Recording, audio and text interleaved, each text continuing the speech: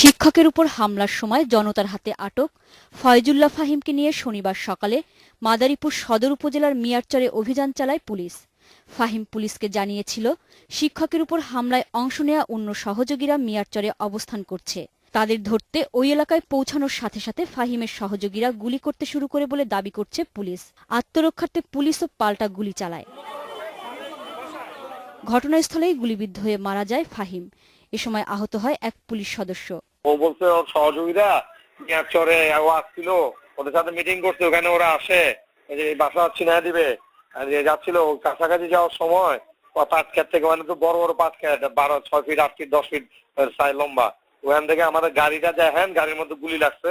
কর্মস্থলে পায়ে গুলি আমাদের সদস্য আহত হয়েছে। এখানে কিছু জিনিস আছে, ওটা আমরা ইনকোয়ারিতে বা এটা ইয়া হবে, মামলা হবে, আমাদের যে সদস্যরা ছিল তাদের গাফিলতি ছিল কিনা বা আরো কি, এগুলো তো আমরা অবশ্যই দেখব। শুক্রবার ফয়জুল্লাহ ফাহিমকে 10 দিনের রিমান্ডে নেয় পুলিশ। এ সময় ফাহিম পুলিশকে জানায়, শিক্ষক রিপন চক্রবর্তীর উপর হামলায় সে ছাড়াও অংশ নেয় তাসকিন, শাহরিয়ার, জাহিন, রায়হান ও মেজবা। তারা নিষিদ্ধ সংগঠন হিজবুত তাহরীরের সদস্য বলেও দাবি করে ফাহিম। বুধবার বিকেলে মাদারীপুরের কলেজ গেট এলাকায় বাসায় ঢুকে কলেজ শিক্ষক রিপন চক্রবর্তীকে কুপিয়ে হত্যার চেষ্টার সময় জনতার হাতে ধরা পড়ে ফয়জুল্লাহ ফাহিম।